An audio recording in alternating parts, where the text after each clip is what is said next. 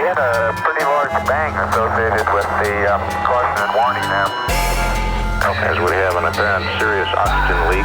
4, 3, 2, 1. Houston, we've had a problem. He's in a roll and he can't stop it. Performing an evasive maneuver. Okay, Houston, we've had a problem here.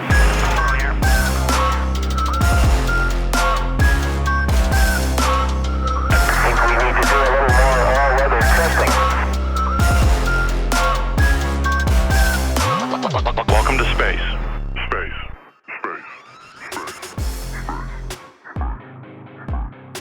Hello, listener, and welcome to Failure to Launch, the movie history podcast where we walk you through every weird space movie we could get a hold of. My name is Quinn, he, him, and today I'm joined by my friends... Chris, he, him. A shaken Chris, he, him. And our guest, Nicholas Slayton. He, him. Okay, yeah, that feels like the weirdest thing to throw to you, where I say your name and then I leave you to do the pronouns, but oh well. We're mixing this up. We're trying new things. We're plotting it out. This is new territory. But yeah, patrons, if you are listening to this, I imagine you're listening to this if you're hearing, whatever, sue me. We're going to review Solaris, the 1972 Soviet classic sci-fi film by Andrei Tarkovsky. Separately, Nicholas, thank you for coming on such short notice. Happy to be here. I've actually always wanted to watch this movie. It's a weird one. It's a weird one that I knew was a classic, and I'm coming out of this thinking it's still a classic, but I'm also very confused, and I'm not without criticisms. Okay, we'll get into it. It's weird. Yeah. I was going to say, you guys keep going back and forth about how it's like, oh, it's long, it's boring. I was reveling in this movie. I'm Solaris pilled. Like, I am all about the fact that the movie's 3 hours long and that all of the scenes were really long and drawn out and contemplative. Because I like that shit.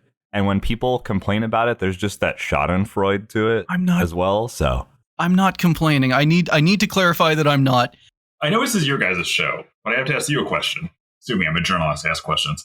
Have you seen a Tarkovsky film before? No, I don't watch a lot of movies. Okay, so I am Tarkovsky pilled. I took a Russian culture class in college, and we watched Andrei Rublev about the Russian icon painter Andrei Rublev. It was Tarkovsky. It was the first time I ever saw. You thought this was long? That movie is like over 4 hours about an artist monk who just mostly is very deep in thought the whole time. It rules. And I've since then seen like Stalker and oh my god, what was it? A Sacrifice. I hadn't seen this one, so I was curious if you guys had seen any of those stuff, because if you thought this was like, drawn out and contemplative, Andrei Rublev, check it out. Oh yeah, he can really go deep into it. I have to check that out. Stalker is one I really want to watch, but mostly because I've played the video games, I've read Roadside Picnic. The way that, like, before Stalker 2 comes out, I have to watch the Tarkovsky movie. Maybe we can do that tangent here. Maybe it's sci-fi enough, because it totally is. As great as this movie is, this is barely a space movie. Like, it is set in space, but you could set this anywhere. There's nothing inherently that needs to be set space in a cosmic about this. Donut. The planet's alive. Yeah, but like I feel like you could, and a bunch of movies since have done similar things. Like, scientists encounter a weird organism, they try and research it. It researches them. The respective forms of research hurt each other, and they try and figure out how to not do that. I don't know. Audience, I do not want to talk you out of this movie. This is a very good movie. You have to be into movies, so I think it is worth noting ahead of time. And I'm going to have, not complaints, but I'm going to say that I would have preferred it without the really, really long tracking shots. But then I am also the kind of person that, like, I am the meme of, like, I need to have constant input at all times, like 2 visual feeds at all times and 2 audio feeds at all time. I need to be working, listening to a podcast, writing something else at all times. So the ability to just, if this movie can just get you where you can just relax and just appreciate what is going on, then this is a great movie for that. I'm sorry, but I have found a cursed movie. Oh God, put it on the list. So Dostoevsky, The Idiot, right? Okay. Sure. We have 1999, The Idiot Returns from the Czech Republic. Fuck. Oh, The Idiot, Revengeance. We're gonna fucking die hard this thing. Idiot harder. Well, and it's the 90s, so there's a non-zero chance Iggy Pop randomly cameos in it. Give me a second. Let's see. Idiot and idioter. No, this is okay. The cast. There are no names I recognize, but then again, that implies I actually know actors. Come on, Chris. You aren't familiar with Czech cinema? I'm sorry, I'm not a 1990s Czech cinema connoisseur. The weird thing with doing these little movie reviews, even though we've only done, I think with this, it will be 4 Soviet movies. I recognized actors that were not Solzhenitsyn. And we'll get to that, but there are some returning faces from movies that we have reviewed. Tragically, it is not ASA. As cool, ASA, what if ASA is Solaris? So for context, Nicholas, in a movie we reviewed, a series of movies it was a Soviet teen space movie about a group of kids that are going out to save a planet. Okay. And throughout, they are helped by a godlike KGB agent, an intelligence guy who can literally teleport. At the end of the series, he teleports across multiple light years instantaneously to reach them and tell them, like, good job. He's either a Q, he's a Fey trickster god, he's Satan, or he's a G-Man. He just appears, and every time he cons a child into getting on a spacecraft, his hairline recedes further, but only one side of his head. If he is a guest, if Solaris is creating him and flashing him this place and that, and building him off of the subconscious fear of the NKVD that resides in all Soviets, that could work. Justified. Yeah. That's why the Solaris station started with like 80 people on it and is now down to 2. Tragic. Well, wait, what about the little person we see when we meet Sartorius? That's never explained. Well, that's never explained. They don't talk about that. It's All right, well, Aliens! let's get to where that is in the plot first. Into the film. I'm sorry, but just Don't apologize. Don't start me on that. Audience, this movie is fucking weird. Watch it, please. Also, you can find it on YouTube. Mosfilm has it HD remastered up on YouTube. You can just watch it there. It has the translation. Gorgeous. It has the subtitles. Also, yeah, I was okay. The quality is amazing too. We will get to the plot. But I looked this up because I was curious yesterday. What kind of film were they using? I was looking at all these different Soviet films, other kind of similar of the time period. It's Kodak. Tarkovsky was just such a snob that he managed Kodak pilled. He forced them to get him Kodak film. I do not care about export restrictions. I need this. They shot it on Project Genetrix film. They shot down spy balloons and stole it, inch by inch to splice together Tarkovsky's movie. Just don't watch the 2002 remake or the 68 version. Just don't. Absolutely not. I mean, we will. The 2002 version starring George Clooney. Oh, fuck. Like the sound quality in this one can get a little bit, I don't know, maybe crispy, if you will, crunchy. Well, crazy coming from you and your mic. I'm sorry. Patrons, your work is going to get Chris a better mic. Chris Quinn. But no, the actual film. You're a psychologist. I know a guy named Chris. There's too many Chris's. We need to rehomogenize the Chris's into one Chris. No, Chris, we need to meet up IRL and just kind of become one for a little bit and just record as the Chris. I mean, we could just do that as a bit. We could just get you guys to record the same thing and then I will overlay you. As a Chris, I'm always tired of not being the Chris that's addressed in every space. I know that I've bitched about this before. You want me to call you Christian? No, definitely don't do that if you haven't been.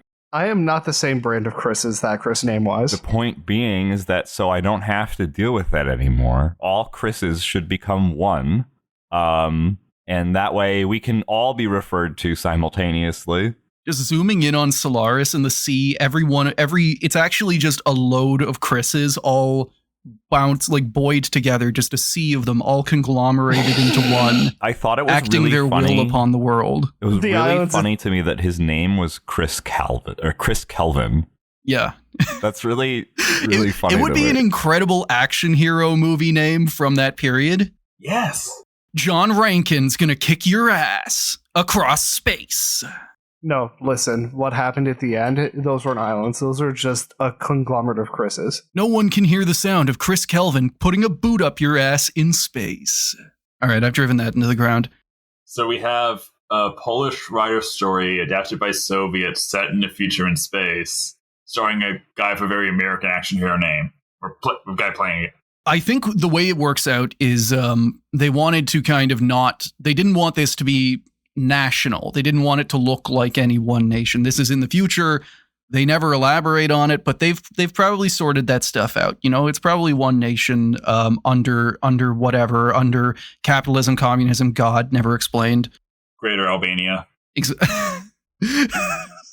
The Greater Duchy of Albania. Solaris is a circle. A circle is a dome. It's a space. It's a floating bunker. How do you make an omnidirectional bunker? It's oh. That's just a Death Star. That would just be a sphere. That's a planet. Earth is our bunker. The perfectly ideal bunker is a sphere with machine gun slits pointing out in all directions. Oh, tragic that Gerald Bull is dead. Yeah, he criticized the bunker and got shot for it. The Albanian Secret Service killing him because he wouldn't sell them. And then the Mossad showed up to because the Albanian GDP was not enough to buy even one of his cheap guns. Yeah, no, that's what happened. The Mossad showed up 5 minutes later, kind of shrugged and then shot him and left. Guys, I'm crying, laughing. Fuck, and we haven't even gotten to the plot yet. This is a weird movie. We're filling, there's not going to be also a lot that makes you laugh in this movie. So we're filling that in. It's a very heavy movie. And we are purely making jokes about a different podcast. No, the Albanian sphere is ours. That is our space, and I will claim it. So let's get into this movie. We start off on Earth, of all places. And again, the colors are incredible. And we immediately learn, so Andrei Tarkovsky he's this incredible director. And he is also, if you think of like the stereotype of a snooty, kind of pretentious, kind of like very auteur kind of director, that is Andrei Tarkovsky. He's got a little bit of a Kubrick vibe. And like just the retention of people during this movie across production is wild. How many people they work with him once, they decide they hate him, and then they leave. And then on the other end, including Stanislaw Lem. Oh, true. The guy who wrote the screenplay. Yes, and we will get to like the overall reception, but like we start off, we get these very long tracking shots, and that's going to happen a lot in this movie. We're panning across water. That's going to be symbolic for later, and we eventually get to a kind of swamp or a little pond, and at the edge of the pond, we are greeted by Chris. The camera pans out. There's this beautiful little home. It's very rustic, and as the family gets guests, so the movie doesn't really describe this in the moment, but Chris is an astronaut, and he is a psychologist, and he is visiting his family for probably the last time. It is his family's house. His dad built it. His mom is there as well. And as they arrive, they get a visitor by the name of Burton, who is also in this space program. Yeah, the setup's kind of weird. Chris is leaving on a mission to investigate Solaris, a planet called Solaris, and there is a space station around it where something is going wrong. And we get this kind of interesting shot right away where there's some kind of weird stuff going on that is either incredibly symbolic or just doesn't really matter for the plot. A horse starts going wild and a kid gets scared of it. Later on, it starts raining, and Chris, who is standing outside, just doesn't react to the rain. There's this really nice shot of him standing next to a table. There's a teacup on the table, and the camera fully holds on it long enough for the rain to fill this teacup to the brim and start overflowing, as Chris is just kind of like standing there staring. He's going to do a lot of that in this movie. I do a lot of that every day. A psychologist maybe has some issues himself. Whoa. He's in a Tarkovsky movie. You cannot be a protagonist in a Tarkovsky movie without like a boatload of baked in trauma. I'm sorry, but this is like the 6th time I've gone back and watched that one scene when they introduced Sartorius. What? Okay, so you can't jump that far ahead. We're going. No. We'll get there. It's in my brain. I'm sorry. I get it. You like Solzhenitsyn, and that's who Sartorius is. Yeah, Andrei Rublev. Yeah. It's how absurd it is. But yeah, again, audience, I truly recommend that you do watch this. However, I am not going to explain it all in detail because I cannot do it justice, and I don't want to spend 30 minutes talking about like every artfully crafted shot. Like, let's just stop, like, for a second. Like, what I've seen of Tarkovsky is, one, he really loves his like little mundane shots that become very creepy as it goes on. Love it. But also, like you said, it's like some unspecified time in the future, and it's so well done. Just like, yeah, the technology, like the screens, like space travel clearly exists. Like this video phone stuff. And like it's even though it is clearly a late 60s, early 70s design, like does kind of have this timeless feel. However, they have yet to realize that texting or calling and driving is bad, because whenever they do that video call, Burton is driving and staring at the screen instead of the road. So not exactly a utopia, I'm gonna say. I mean, it's not a Tesla, so. Well, it's in Tokyo. Maybe they've got something super advanced by then. But I do really like, I hadn't really thought of it before, but I love what you pointed out there, that all of these shots start out normal and then them going really long makes them creepy. You know, if you had a 10-second shot of a guy standing in the rain, that is normal, that is cool. But if you draw that out and he's standing there for a minute, it tells a very different story to the audience. Like, oh, this guy's a little weird. Like 10, 20 seconds, it really does start to change fast, the entire tone. I mean, even if I guess you haven't seen Stalker, but like there's a famous shot near the end of that movie where it takes like something you've already seen, revisits it, and suddenly gets one little thing changes, you suddenly get like very creeped out. It's so good. So again, I'm Tarkovsky pilled. Takes forever to get used to, but once you do, you're like, I'm in.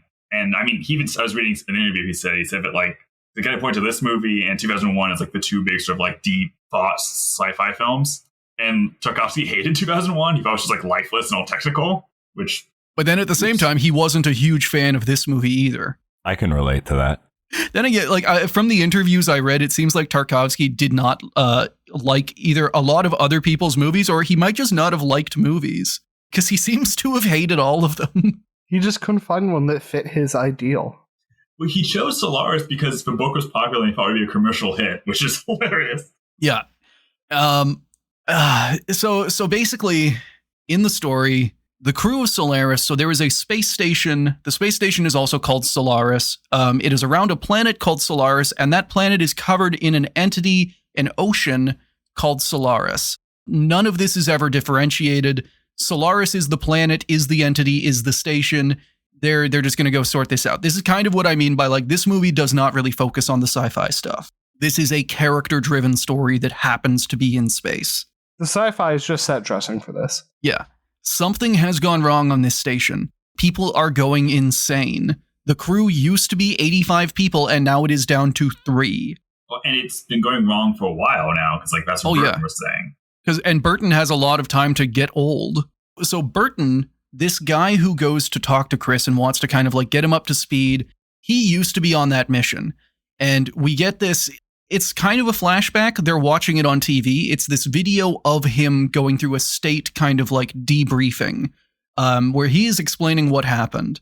And what happened was he was a helicopter pilot. He was flying over this alien ocean, and suddenly his entire like helicopter to him started getting covered in like aggressive yellow fungus slime that started eating everything and eating him.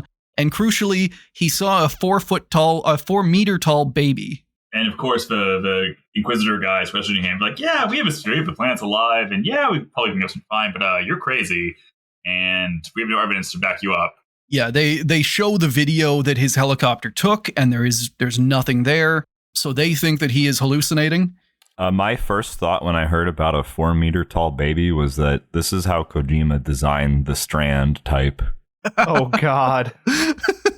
Dude, I would love a Kojima fucking Solaris game. That would be so much fun. A Kojima Tarkovsky crossplay, yeah, like, or it's cutscenes would be longer than this movie. Yeah, you have to input your you have to send him personally. It has to be written in, none of that AI auto generation, your deepest fear. and then that becomes your guest. Also, this is where we get an actor who we have seen before. One of the scientists, one of the guys who actually kind of backs Burton up and says, hey, one of the scientists says it might not be a hallucination. They're over an alien planet that the ocean, we know it's alive. We know it is sentient. Maybe it's building something. Maybe it actually made a massive 4-meter tall baby. And this actor, he plays Kern from Planeta Boer. Oh, he's back, baby. Yeah. Playing a very different character and only a bit character, tragically. Yeah, when I was watching at the time, I didn't even realize it. Now that you had mentioned it, like I had to rewatch it a couple of times. I have a feeling you're going to tell me there are more actors that I didn't recognize. And see, the thing with me is just I just thought this is just like one of the like 64 models of Russian citizen, you know, from the Soviet era. Like everyone gets stamped out of that exact same Soviet ethnography chart. But another something that is very interesting about this movie is the kind of Soviet diversity on show. Like it's very much presented as like, oh, this is a Russian film. Andrei Tarkovsky was Russian. However, like the guy playing Chris was Latvian, I believe. The guy playing his dad was Ukrainian. I can't remember. I think Hari's actor. The gentleman playing Chris was Lithuanian. Yeah. Oh, my bad. Snout Sorry. was German? Possibly? Oh, yeah, Estonian, oh, no, definitely. He was Estonian. Yeah. Well, and then you had, like, even in that meeting, there was a black guy in the background. So there's actually a really fun story behind that. A lot of the guys in the background, the extras, were actual diplomats because this was being filmed in Moscow. So Tarkovsky had the pull to just go around and ask, like, random diplomats from random, like, embassies. Hey, you just want to walk around? do you want to be in the background? And as far as costume design, I read an interview from the person who designed the costumes. Tarkovsky was just like, just film them in whatever. They're diplomats. They'll show up in suits. Okay, the gentleman that plays Burton, he just looks like Burton, even just regular clothes. Yeah. Like he is completely Burton coded. That is him. So in the commission, Burton is presumed crazy, and he's kind of written off. And then the guy, like Burton older.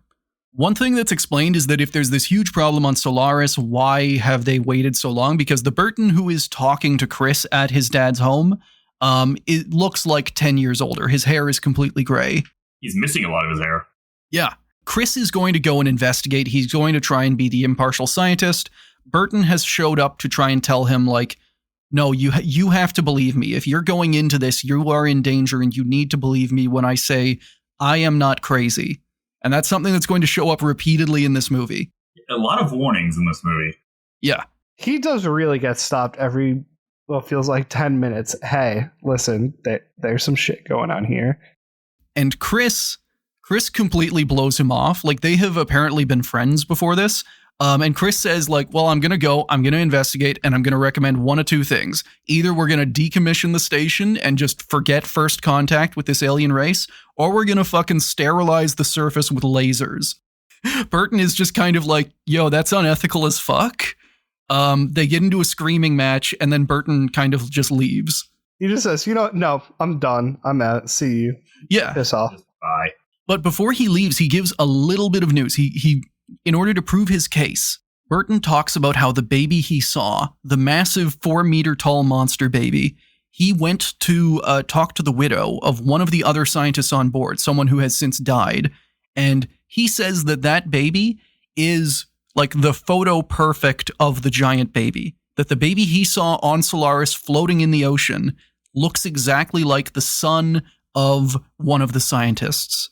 And okay, this is another Tarkovsky thing. This is delivered, like Burton has left. He uses his video call. He calls him while he's driving, and he talks to Chris. He apologizes. He says he got mad.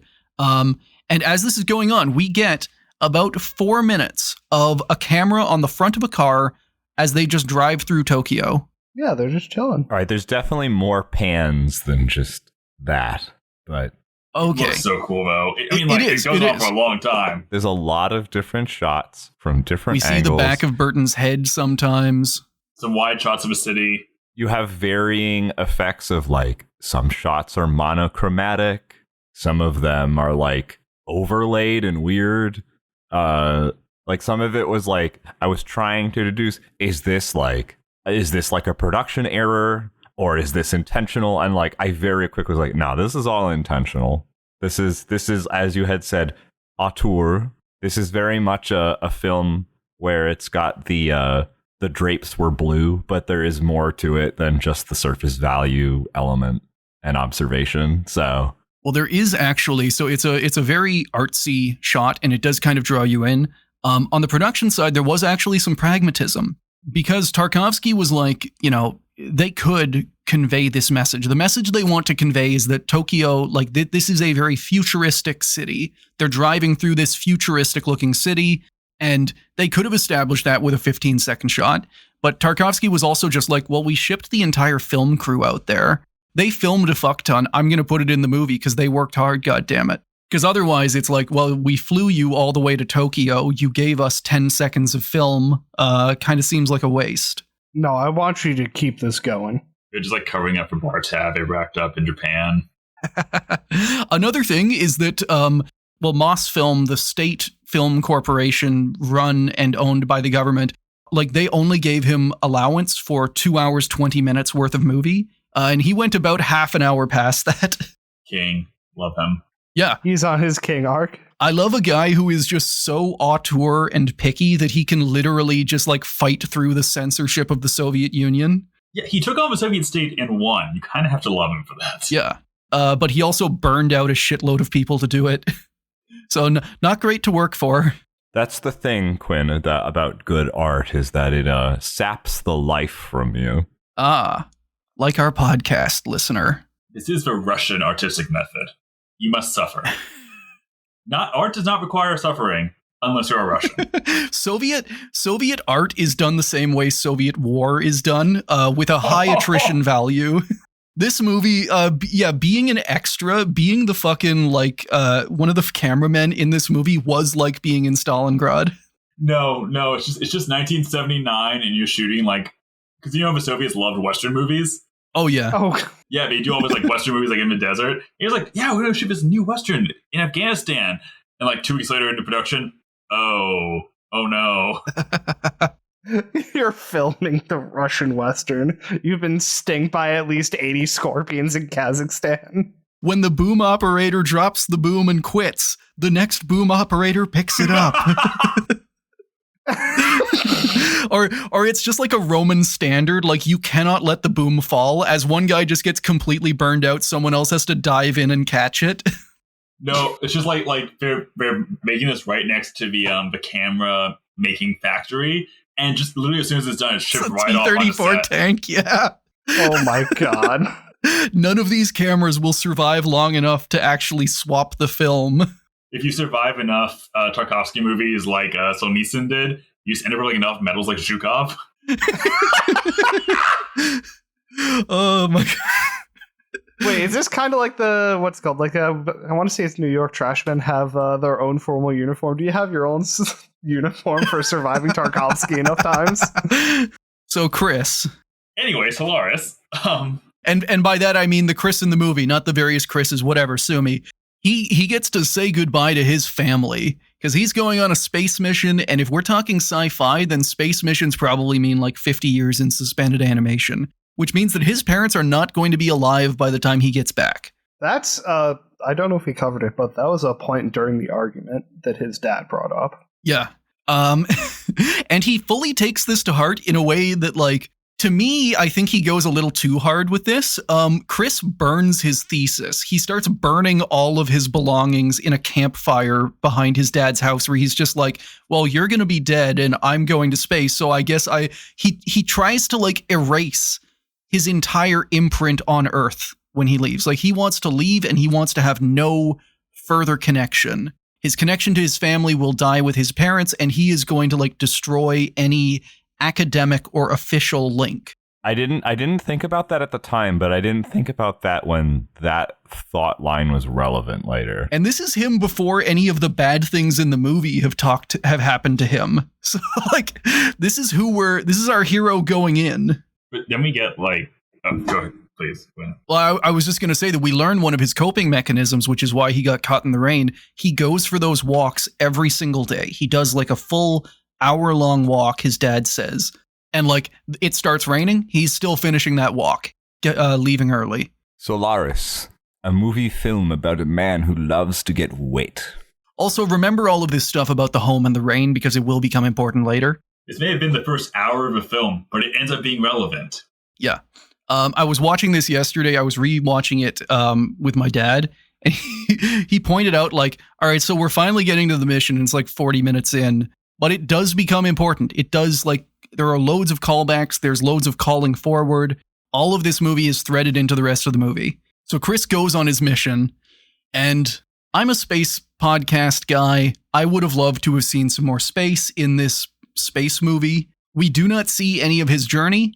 He is there. We get, I chose to interpret it as maybe he was in suspended animation. The journey looks fucking hellish. The only thing we see of his journey through space is like, it's a completely black screen. Only his eyes are lit and his eyes are like wide and bloodshot the whole time. So maybe he's in some like weird nightmarish suspended animation.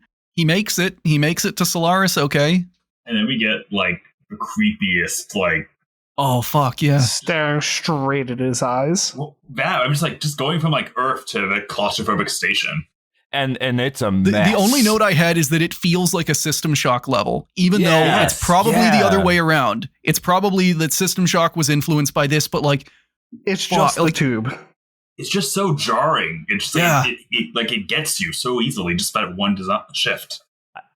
The set design for this movie was really good. I love them. Going from the nice, open, what kind of feels like a dacha, even though I have no idea what that feels like, over to then just the close claustrophobic station. Yeah. All of the nature shots pay off for that one, it's not a movie that bolts you awake, but you're just like, oh God. Yeah. This is Earth. This is where humans are meant to be. And then suddenly we're somewhere where humans are very not like meant to be. To like even bring it more on the System Shock level, the first thing he sees whenever he walks down the hallway is a sparking wall panel that has like, whoever fixed it, something happened to them while they were fixing it and they didn't get to finish it. And now it's just like shooting out sparks. That he has the innate need to touch. He passes the 25 electronics repair skill check. So he flips 2 switches and it's done. He just rips a cord out and says, okay. He has spec'd for this. I'm sorry, but like I'm not a film guy, so all of my points of reference, I think of him as like he is a protagonist in a Shock game, whether System Shock, BioShock, Prey. He's in a what are those kind of games called? Immersive sims. And he's pretty well spec'd. He's got some psychology skills. He's got a couple of repair skills. His social skills are shit. He has not spec'd for self-reflection. You're absolutely right. It's a Shock game. And he meets various insane NPCs. Yeah. He's coming in after the big thing has already happened. Yeah. He is picking up the pieces. And again, you mentioned the set design. It is so good. You really get the sense that this was, I like those video games. I love the feeling of a ship or something that looked like it was a good, cool, clean living place for 85 people. And now it is run down and on fire, and only 3 people are left. Well, and super quick, I just want to mention you mentioned set design. The costuming is also Chris's leather jackets are amazing. The whole film, I literally wrote it down damn, he just keeps getting more cool leather jackets. So basically, the costume designer Nelly Femina, she was the second pick because at first, whenever they were doing these costumes, Tarkovsky wanted all of these really sci-fi, Star Trek tier costumes. And then they got made and they costed a fuckload of money, but he didn't like them. So he sent them all to a warehouse and he fired the costume designer. And crucially, he did not allocate more money for costumes after. So the new costume designer, Nelly Femina, she had to get incredibly creative with a limited budget. And specifically talking about Chris, his pants. Here's the quote. In those days, in the USSR, the range of fabrics available was not at all what it is today. For Chris's pale beige trousers, I used some special fine suede of the kind cameramen would use to clean their lenses. I diluted some pale emulsion paint, dipped some muslin into the gluey mixture, and stuck the muslin to the back of the suede. When Donatus, brackets the actor, put them on for the first time, they clung to his legs, and thanks to that, the suede never lost its shape. So his pants are formed to his ass and probably stuck on there and probably hurt to take them off. He's got no ass, though. Chris Kelvin. He is not ripped enough. I'm sorry, Chris, you got no ass. You don't got a dump truck. You got a light duty at best. Get out of here. Also, we get the one tiny bit of slapstick in this movie. Which is that as Chris is exploring, he trips on his unlaced boot. The first thing he does whenever he gets out of the rocket is that his boot has come unlaced and he like fully trips and face plants. There's just, again, a lot about the film where I'm like, something going on is important. I had like Chekhov's gunned everything. I'm like, this is going to be important, right? The shoelace is important. The gun, spoiler, is important. There are a shitload of Chekhov's guns. Some of them get used, some of them don't. There's a fucking, like, as he's wandering around, there is a child's bouncy ball that he walks by. That's one thing I like. Like, this station is deserted, but it's also, like, dirty. There's just trash everywhere. There's just, like, people's tools have just been left and dropped in the hallway. Like, it's not the case of, hey, everyone died. No, it's a case of this went to shit over time and people just stopped caring. I get, that like, makes sense. It's really like a gradual. Yeah, it's 80 people down to 2 or 3, and no one cleaned it. They just all like lost it and left. It wasn't like they scaled it down. Yeah, exactly. They just stopped caring. It shows, at least in how it's presented. Yeah. So Chris, he does the first thing any protagonist does in a video game. He makes contact. He tries to find survivors. And the first survivor he finds is Snout. Snot? Snout. I don't know. At least in the translation, S-N-A-U-T, it was yeah. S-N-A-U-T, yeah. And this guy is just like bedraggled. He has like permanent morning hair. His clothes are just like filthy and way too big. Like he looks like he hasn't slept in 72 hours. He's just a little shady at all times. That is correct. So he invites Chris into his kind of his room, his bunk, and they're chatting. Chris is trying to figure out what happened, and he learns that one of the scientists, Gabarian, he's dead. He committed suicide recently. However, through all of this, Snout is also trying to like brush Chris off. He's trying to he tells him to hey, maybe now is not the best time to talk. I've got something going on. Doesn't seem to particularly care about Gabarian being dead. Chris is like, hey, you guys know I'm coming, right? You guys were told a psychologist is coming, right? It's like, sure, whatever. And he's like, come back in an hour. Come back tonight. Come back tomorrow. And throughout all of this, behind him, so he's in this little bunk room, and there's a hammock hung across the ceiling. And as Chris is talking behind him, you see something moving in the hammock. And Snout, like, as Chris starts to realize how cagey Snout is being, Snout, like, fully pushes him out the door. And as he turns and as the door closes, we get the tiniest little flash of someone's ear. Someone else is lying in the cot. So immediately there is something going on. There are more people on this space station than there should be. Unless he's banging Sartorius. That could be a reasonable assumption to make at the time. Sure. No, that would be a better movie. I'd want to see that. We're trapped around the space station, and I'm trying to two of us are us. Quinn is desperate for M. Sartorius. Fuck. What was that fucking sentence? That's what Quinn. Okay. That's literally what Quinn alluded to. No. Well, this has been failure to launch. Fuck. Stalker up next. I don't understand why you're freaking out. You are literally the one who just got done saying. I'm not freaking out. I am laughing. He could be banging Sartorius, and they had a kid. So how does Sartorius create the child if not M. I did not say they had a kid. I said I said like he could be banging Sartorius. That I like, and that'd be an interesting movie. I did not say he had a kid. So that the ear was Sartorius, despite the fact that the ear was not of a grown person. I don't know what the ear of a non-grown person looks like. Smaller. I just thought it was a woman in that bed, but let's continue on. Yeah, crucially, one of the things that comes up is, I guess, Chris knows Gabarian. Gabarian, I couldn't quite pronounce her name right, but they know each other. Or knew Albanian, each other. or not Albanian, fucking Armenian representation, though. The one Armenian guy is the one who killed himself. What the fuck? Yeah, he made it further than 82 other guys, so... Oh, true. He got the bronze medal of the Solaris being alive. The Solaris being alive Olympics. So Chris goes to Gabarian's room, and the first thing he sees on the door is a drawing, a child's drawing of a person, and that person has a noose around their neck, and written on it is the words, human being.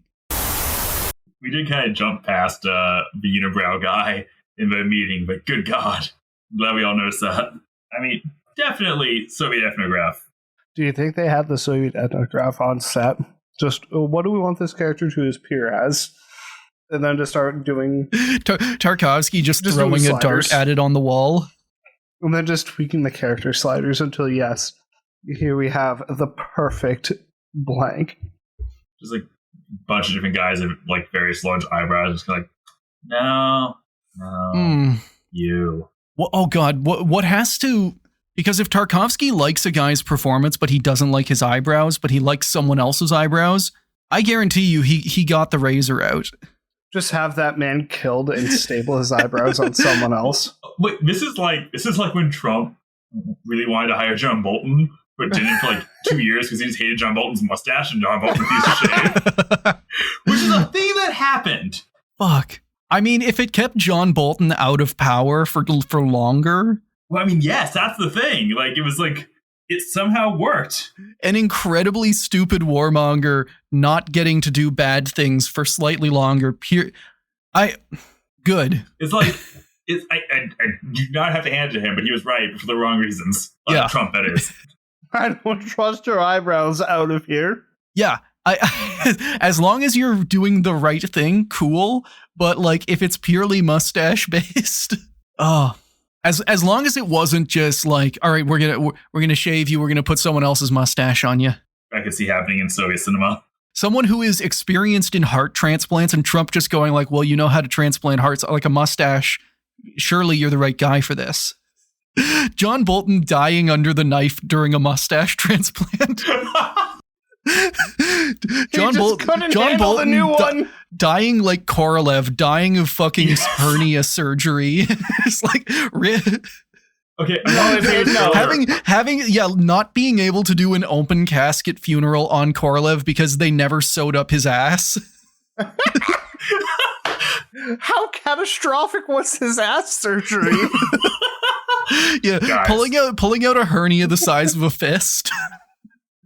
Guys, I've been going through your backlog just lately, and I've become rocket pilled.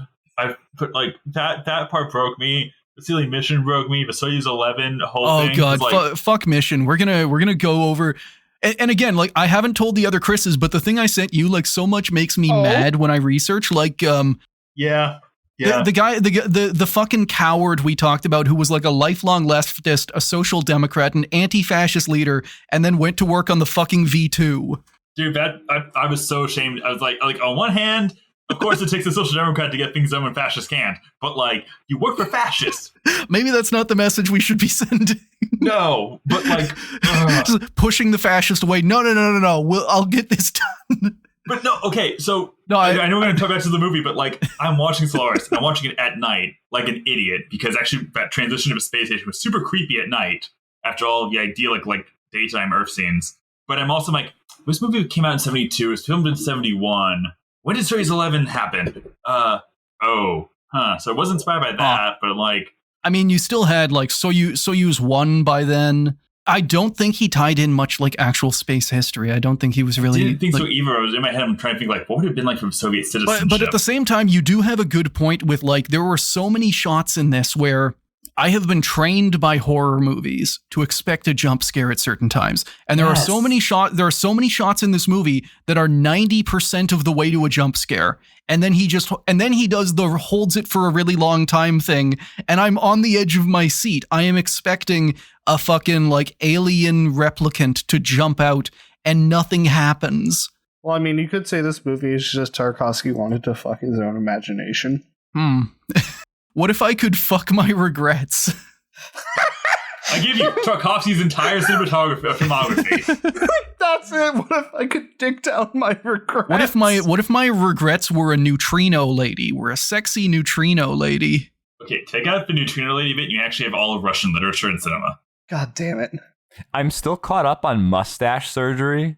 And I'm surprised that you didn't make the bit of that guy and not Korolev, because it's like, you can't have an open casket funeral. His mustache surgery was just so bad. It's like fully his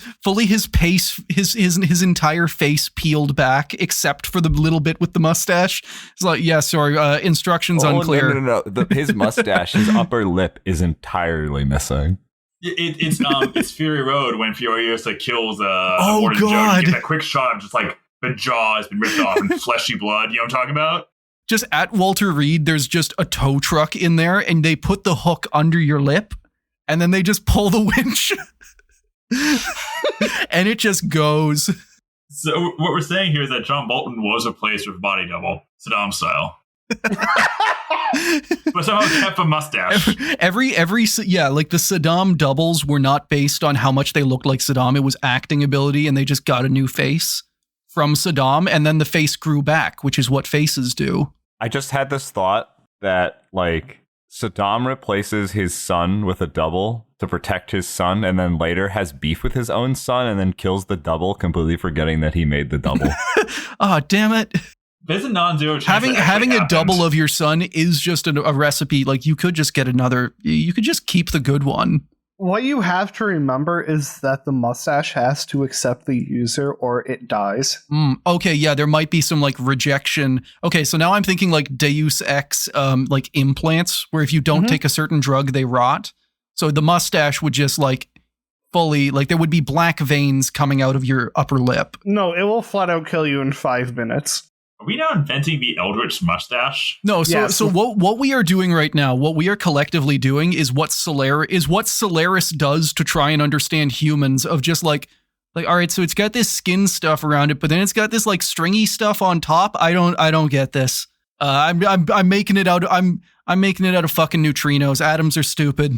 That's it though, right? Because like Stanislaw Lem was writing a book about like the troubles of communication and understanding different cultures and like beings in existence. He was trying to talk about the challenges of understanding and communication. And Tarkovsky like, out the window. He's like, fuck that. I work with you, but fuck that. I want to think about dead regrets. Wife. Dead wife, regrets. Christopher Nolan is somehow here. You know. All right. And again, amazing movie. But like Tarkovsky just sitting down with like the Kremlin, just like, all right, so what if a guy's wife was dead? What if a man had regrets about his dead wife? We've gotten so far off the reservation right now, so let's reel it back in. Where the fuck are we? We're in Guderian's room. We're in Guderian's room. Yes, yeah, sorry, that's why I lost the audio, guys. Sorry, I heard you say Guderian for a second. I was just like, all right, immediately off the reservation again. Okay, Heinz Guderian has entered the reservation. Yes. The last thing I heard before the audio issue was Quinn saying he goes to Gabarian's room and there is a note. And yeah, so he goes to Gabarian's room and there is a note, and the note is a child's drawing of a stick figure hanging from a noose, and written on it is the word human being. So something fucked has gone on. Chris goes in, the room is completely trashed.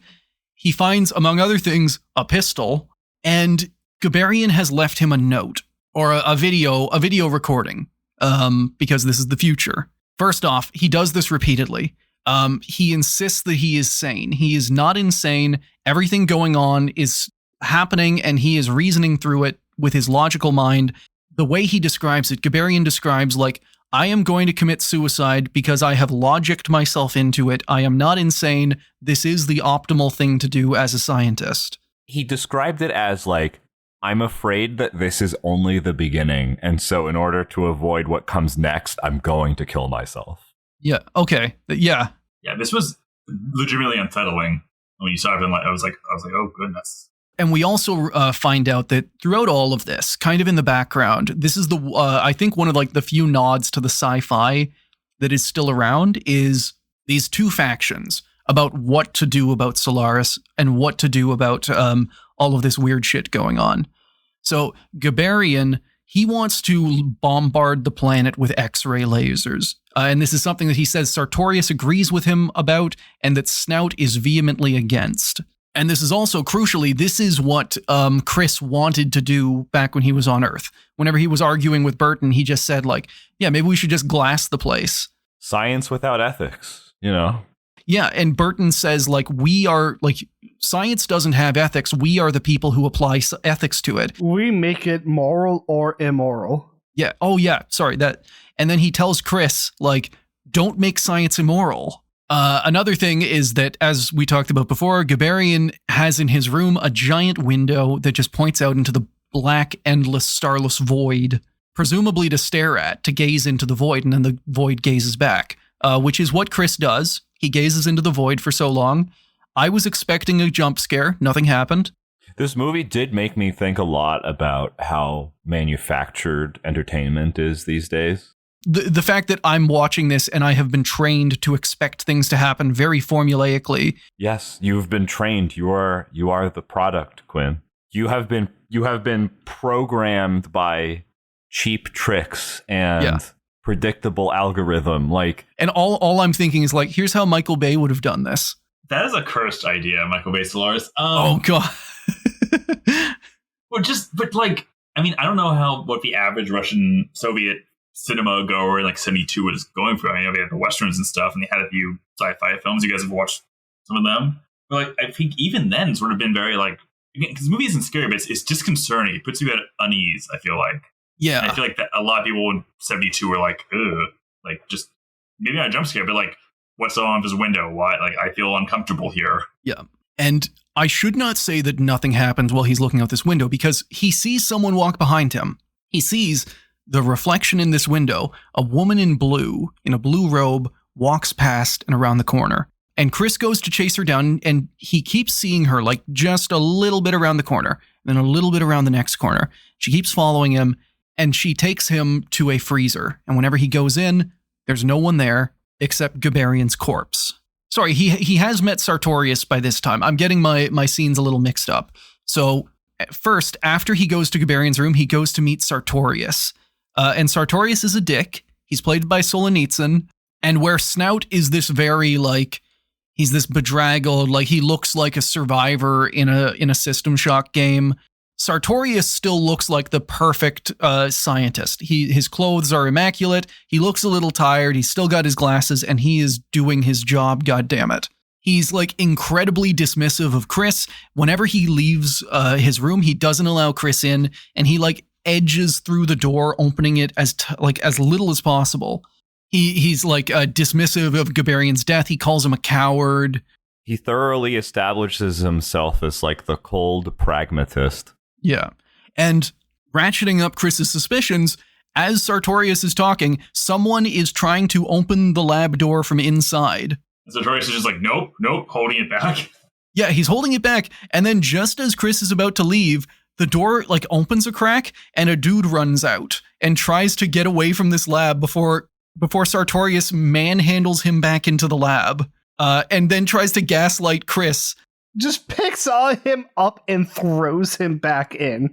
Yeah, like, the dude is a little person. Yeah, he's wearing and it's never explained. This is never explained. He never comes back. That is something I wish that they had shown. This is getting a little ahead. They never show or talk about Snouts or Sartorius' guests, the visitors that they have. Yeah, they're like Pokemon that never come back. Yeah. But like in both cases, the two scientists are like just trying to hide it. Like, you said, they're totally different styles of people, but like they're both like, don't see. Which is wild, because as soon as Hari shows up, everyone's just like, yeah, this is completely normal.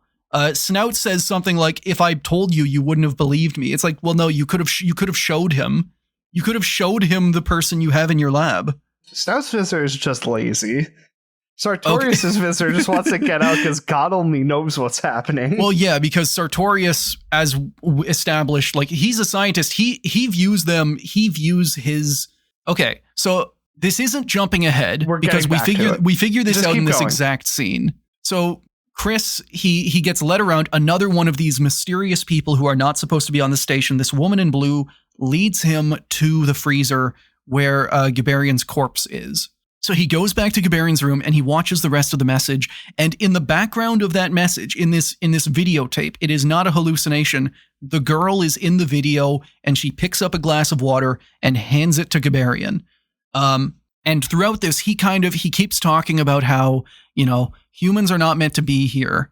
And he keeps insisting that he is not insane, that this is a rational response to what is going on. And you mentioned that he was scared for what was coming in the future, Chris. I interpreted it, either of these could be true, I guess. I interpreted him as kind of going hey, if I kill myself, this is something that could ravage Earth. I need to make sure that this station doesn't have people on it. Although I guess in that case, he would have killed the others. It's kind of like The Thing, right? Where the idea was, Wilford Brimley and The Thing is this is bad, it's going to spread across Earth, we need to stop this, we need to lock ourselves down, probably kill ourselves.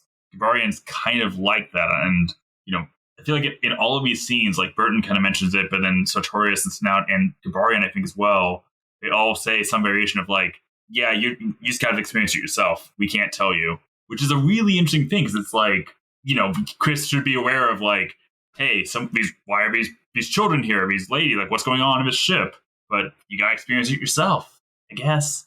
One thing I do love about this movie is how he experiences it the first time.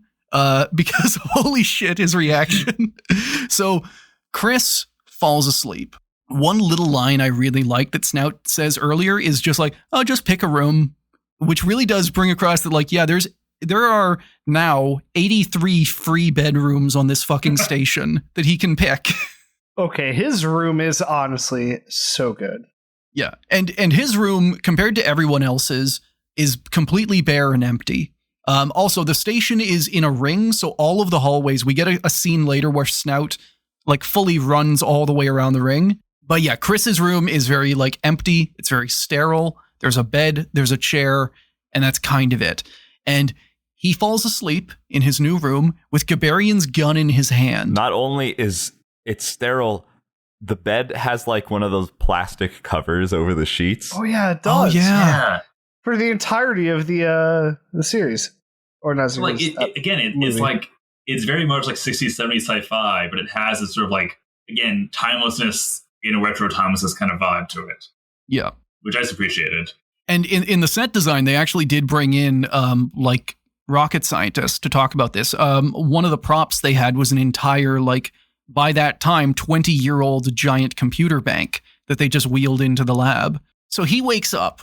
He's got the gun in his hand. He wakes up and there's someone with him.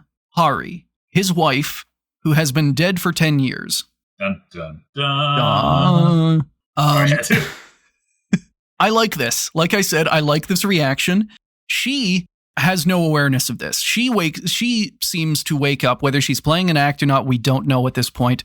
This person who looks like Hari, who has materialized in his bed, just seems to be waking up and hanging out with her husband. Chris, he immediately plays the role. He does not freak out. He does not try and explain the situation or say, hey, you're dead or anything like that. He, as an act, as a ruse, he starts playing along with the morning routine and he makes multiple covert attempts to grab the fucking gun. And one of them, the gun is down by Hari's foot and he goes forward and he accidentally taps her foot and she's oh, come on, Chris, I'm ticklish, and accidentally kicks the gun across the room. So he tries to flee the room, and we learn something else, which is that these people, these visitors, these guests, at first they cannot be apart from the person that they are tied to. So she says, she is also getting freaked out because she knows that something is wrong. She says she doesn't feel like herself. And as he goes to leave the room, she says that she has some feeling that she has to stay close to him, that she is tied to him. So he blasts her into fucking space. That scene is drawn out and kind of uncomfortable. It should be. You hear her screaming. The entire fucking time.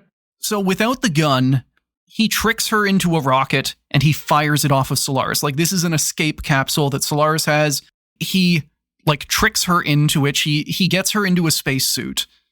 He has to help her put it on and says, all right, you sit down right there. I'm going to be back in a minute. And then slams the hatch, fires the escape pod. Yeah, this goes on so long, and he immediately gets his comeuppance, his karma, because he does not leave the fucking, like, the silo in time. He is trapped in this launch silo with this rocket, and he gets lit on fire. So, some professional stuntman got fully lit on fire for this. Yeah, he should be reduced to a goo, but that's just me. Well, he has some kind of, like, there's some baffles, and he leaves the scene. His leather jacket that we love is, like, burnt up and it's smoking. No, was that the leather jacket? I thought that he was the wearing flight like uniform. he was wearing he had the suit. Yeah. He wasn't wearing the Leather fishnet. jackets are protected. Listen, he wasn't wearing the fishnet t-shirt and a jacket. I said for leather jackets are good. I didn't say the rest of the outfit was good. Yeah. Or the pants that are literally plastered to his legs. Or the weird sweatshirt. Yeah. I did think that it was really funny that you have like a mid 40s or early 50s dude with like a dad bod that's wearing like these like skin tight pants and like a fishnet shirt. Yeah, why didn't we fucking mention that during his introduction to the station? Why are you wearing that, sir? Yeah, he's dressed kind of like an action hero, but he does not look it, which I like. I like that he's not ripped. I like that he's dressed like Bruce Willis in The Fifth Element. He's a shitty Bergheim dad. So the doppelganger, the evil doppelganger that snuck into his bed has been murdered. Congratulations all around. How do you establish charge accomplished? Well, hold up. No, hold up. How do you establish just from that first contact that she's evil, Quinn? I'm not saying that. I'm saying that like from Chris's Chris's perspective, because he goes for the gun multiple times. His first response, instead of talking to her, instead of trying to figure out what's going on, he finds the needle mark in her arm. And we'll get to that later, is to murder her. So and that's the thing, like that's been a recurring theme in this movie so far, which is definitely like one of the themes of the movies is mankind's fear of the unknown. Things that we cannot understand are inherently scary to us, and so we convince ourselves that the rational response is to destroy that thing, and that's like the good and right thing to do. And which is very interesting because it goes like, it takes that and it puts it right up against, I guess that is a good reason why it's a first contact scenario, because first contact is all about going out and meeting the unknown, and humanity has a distinct fear of the unknown. So like, we have met this new alien species. We don't understand it. So fully 50% of the scientists are just like, kill it dead immediately. And as we learn, their first attempt to study this thing was to bombard it with lasers. High-powered x-rays. So yeah, Chris is freaking the fuck out. His dead wife has showed up and has been rendered re-dead.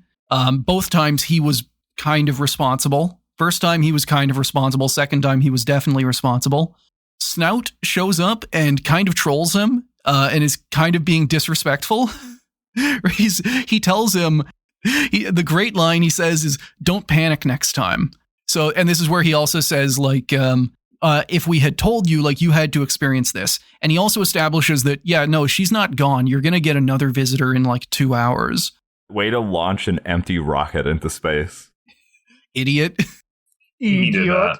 But again, like, so what we learn right here, this movie, I like that this movie doesn't really bury the sci-fi mystery all that much. Like, as soon as it's revealed, the characters explain what is going on. And then you have that knowledge in your head and you can use that while we look at the emotional and the character side. Solaris is reading people's dreams and it is creating doppelgangers from their dreams. But these people, these entities that are called visitors or guests, they are not made of atoms. They are made of neutrinos. They are basically impossible to destroy. They are technically immortal. And if you kill one, they will just kind of like rematerialize. And crucially, the guests have been showing up ever since they first started researching the planet, and whenever they blasted it with a laser. So they've researched the planet in a hostile way that may hurt it. And in return, the planet is researching them. It is doing stuff to them to learn about them that kind of fucks with their head and has made a bunch of them kill themselves. So scoreboard, Solaris 1, humans 0. Solaris 80, 82. 83 now. 83. Yeah. I mean, I literally at one point stopped the movie because I was just like, you go to like the Burton scene, right? The Burton briefing, and he's like trying to say, "Hey, I saw something. Something's going on. Something's up with this planet. We know it's alive. Like it's doing these weird things." It's like, "Yeah, you're crazy. You don't believe it." Smash cut to however many years later, and it's like, "Yeah, oh, we know these things are coming. Here's how they work. We can't stop them. They're fucking with us. 82 of us, 83 of us, dead or missing. Good luck." You get the sense that Gabarian is right. No one is crazy. They are not hallucinating. These are these visitors. They are, if not flesh and blood, they are physical. And as the movie goes on, we see that like these are people. Even if they're not human, Hari comes back the next evening. And one thing that I found very interesting is we see that this Hari has learned from last time. She can't quite remember what happened to the last Hari, but because she has been built fresh from like a new copy of Chris's mind whenever he slept, she had trouble getting on her suit the first time. And now this Hari knows how to put it on and take it off perfectly. Like she doesn't need his help. She has figured it out. And this is the first Hari that he really seems to actually talk with. He kind of, they have a heart-to-heart talking about like, so we learn that Hari, the original Hari, his wife, killed herself 10 years ago because he like didn't pay enough attention to her. He kind of neglected her and he took a transfer that took him to another city. They also argued a lot and she didn't want to go to that city with him. Yeah. He let his job take precedent. He kind of abandoned her in doing that. And the way she killed herself was she injected herself in the arm with poison. And every Hari since that has, every one that Solaris has dreamt up for Chris has that scar on her arm. And we also learn a little bit more about the guests because Chris leaves the room and closes the door to talk to Snout. I don't think he talks to Snout. He leaves the room to go someplace. He closes the door and Hari in like a frenzy immediately starts attacking this door and like screaming. Yeah, she rips this door down. She rips this door down. Like, I don't know if that's a superpower of the guests or the door is just kind of flimsy. She like body slams through this door, cuts it to shreds, and in doing so, like she fully cuts herself up. Like this is jagged metal going everywhere. And she is freaking out. She doesn't know what she is. She like all she knows is that her husband has left and something has like deathly important that she be right next to him at all times. Because Solaris can't support them if they're not right next to their people. This was so unsettling. One thing I wish the movie had done more of is focused on Hari the character, because through a lot of this, we're kind of viewing the guests, these conjurations, as things that have been inflicted on the few remaining human characters, which is how like Sartorius and Snout both treat theirs. Like Sartorius, we find out, has just been like vivisecting every single guest that shows up every single night. At one point, he says it would be more unethical to experiment on a rabbit than them. Right, because the logical brain is like, they aren't real. This isn't an actual person that came with me on the station. So yeah. But then at the same time, I'm thinking about how it's like, okay, well, you're vivisecting them, but what are you really gaining from that outside of like there's a lot of theming around consciousness and just like what is and isn't real. Can you think of like one of the themes like it literally touches on is like, is memory the feeling or the thought? And then when Sartorius is really pragmatic about it, I'm like, well, how do you know, Sartorius, if what you're actually finding out through your experimentations, like, which would otherwise be like cruel, like, what if it's not just your consciousness making up what you're discovering, and it's just junk information, right? Because basically my synopsis of how Solaris works is that it's just a sea of consciousness, and it touches upon the minds of people that have like subconsciouses that are filled with information, life experiences, thoughts, and it uses that clay to craft something that can interact with them. So yeah, again, like the question then becomes, it's like, well, you're harming the construct that Solaris created for you. But it's like, what are you gaining from this cruelty, you know? And they kind of depict it two different ways, different characters, where some of them, like, I tend to think of it as each one of these constructs, like Hari is a person. She may not be human, and she's also going through a lot of shit because she has a human mind. She may not have human memories because she's based on Chris, and Chris didn't have Hari's memories, but like she wakes up thinking that she is human. And it is only once she figures out, like she gets all cut up trying to leave this room, and then her wounds heal over immediately. She winds up with like scars on her arm, and then she takes a rag and is able to wipe those scars off of herself. And that kind of like freaks her out more than anything, because she is a human. She is a human mind suddenly figuring out that she is not human. And I think that would have been like much more interesting to dwell on more. You know, Solaris is not playing an act. The guests are not alien entities pretending. They think they are people. Well, I mean, even when she first shows up, you know, she's like, she finds a picture of herself that Chris brought. She's like, who is this? And she looks in the mirror and is like, oh, it's me. Like it's almost like she's not a person, but her mind is fully formed. So she can grasp ideas very quickly since she doesn't know what ideas to grasp. Yeah. And at the same time, we kind of get the impression that either she is going through learning personhood very quickly, or that Solaris is kind of getting better with every iteration. That's the vibe I got. She gets more human over time. Like, the more time that she is around, the more human she gets. And I think about that, like, think about two people that speak different languages with one another. You have to make first contact with somebody that can't speak the same language you do, and the more that you interact, eventually the better you get at communicating with one another, right? I read the book Blind Sight recently, if you guys have ever heard of that one. And it's it's a much darker sci-fi, but it dwells in the idea of first contact. And in that one, they do it cynically, but they wind up on the exact same thing, which is the best way to learn the language of something, the best way to understand something that you have no way of communicating with, is to hurt it. And they capture two aliens and they hurt them, and they watch them communicating with each other to figure out their language. And it was some quote like, you hurt them and you hurt them until you can differentiate the words from the screaming. And as I was watching this movie, that was sticking to me, that both of these, like both the humans, one thing that comes up is that Solaris, we never get any impression that Solaris is doing this maliciously. We don't, like, some of the guests are not hostile. The guests are not trying to kill people. Solaris is just dredging things up from people's dreams and building them and just seeing what happens. And it just turns out that with a lot of these characters, the things that have been dredged up are like their worst regrets. And at the same time, the scientists, their first way to study this planet before they truly understood what it was to blast it with lasers and presumably hurt it. I mean, like, maybe it's getting ahead of ourselves, but there's that line, I can't remember if it's Sartorius would say it, but this line is like, you know, you don't need overworlds, we need mirrors, because that's what Solaris is doing to them. All Solaris is doing is just showing them their own stuff that they've done. And this has apparently been enough to like drive 85 people to madness or suicide. Checks out. Seems right. Yeah.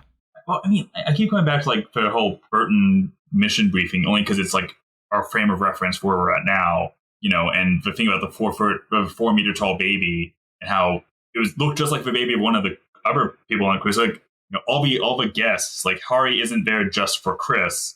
It's everybody's contributing, because like Burton saw a baby that wasn't his baby, it was another person's baby, and it was 4 meters tall, and now it's become refined as more people have shown up, and just because Chris is the one new person in maybe months to show up, we get this new creature, new visitor. That's how I was sort of reading that.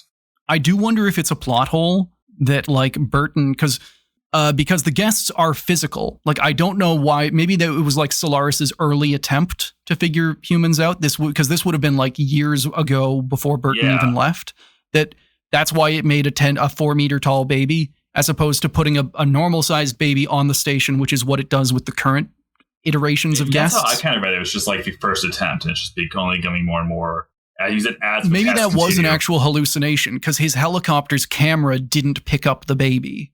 Like it wasn't like able contact, to see. I viewed it as like a metaphorical thing. I know that it was like a literal thing in the case of the character, but I viewed it from like the artistic element of like, this is the birth of a consciousness. And like, fair point. Like Solaris, having not interacted with other sapient or sentient beings before, and now is suddenly doing so, after having been like this isolated sea of consciousness for so long. maybe it's trying to like, it knows what the adult forms of these species are, but now it wants to know what the start of it is, and it digs through someone's dreams, and it's like, yo, that's what a larva human is. I'm going to try building that. It's the little guy. And it just fucks up the scaling a little bit. Sorry, I was thinking about 12-meter tall Hari and how cool that would have been. I'm thinking if Chris was just like, yo, can you fuck with the scaling again? Yo, can you go into the console settings really quick? Does my wife have a debug menu? This goes back to what you guys were saying earlier about like this movie just being wanting to be about like fucking your regrets. Yeah, I told you, he really wanted to dick down his regrets. God, that is a more cursed sentence the second time. Yeah, Chris said that, not me. Just yeah. Hey, I fully accept dicking down my regrets. Well, hold on. We can also pretend that this is a quote from Chris, the character. Now, we have that out.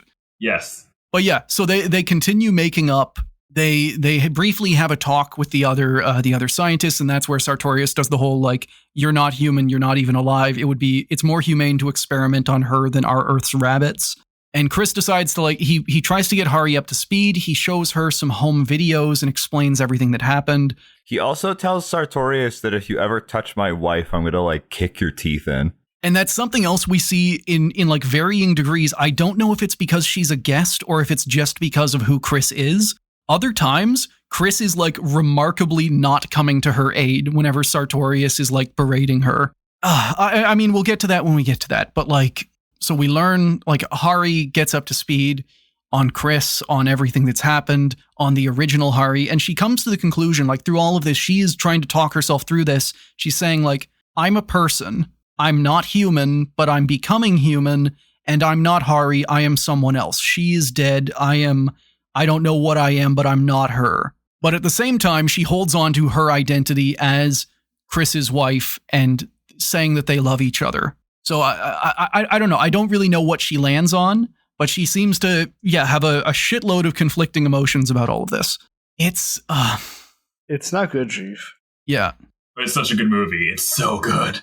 I love it. Like, again, I'm finding that I love it substantially more while talking with people about it and learning like little things that missed me. Little things that, maybe I was like not paying attention. Maybe I looked at my phone for 5 seconds and then you guys bring in more detail. Everyone's sharing it. Okay. And I'm thinking, I've been in a thought circle and I want to shoot that out there. Mustache surgery. Yes. Like the thought of like how Hari's like can't be far from Chris. Like, yes, you have explained, and that's like also was my initial thought. It's like, okay, like the proximity is important because Solaris hasn't really fully fleshed out the guest's ability to operate independently of the thought, like the brain space of the person who it belongs to, right?